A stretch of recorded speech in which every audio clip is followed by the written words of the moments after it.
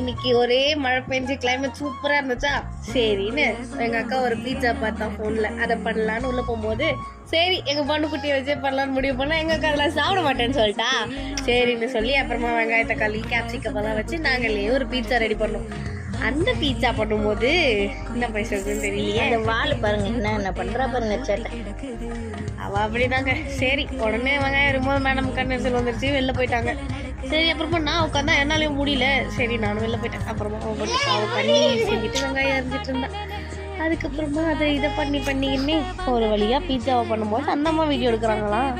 சரின்னு ஏதோ எடுத்தா அப்படி இப்படின்னு செஞ்சா, அப்படி முடிச்சா. அப்புறமா ஏதோ ஒரு லாஸ்ட்டாக ஒரு பட்டர்லாம் பிடிச்சி போட்டு ஒரு பீட்சா வந்துச்சு. அப்புறம் எடுத்து சாப்பிட்டு பார்த்தா டேஸ்ட்டாக தானே இருந்துச்சு. சரின்னு சாப்பிட்டு இந்த மழை கிளைமேட்டை முடிச்சிட்டோம். டாடா பாய் பாய் சராங்க.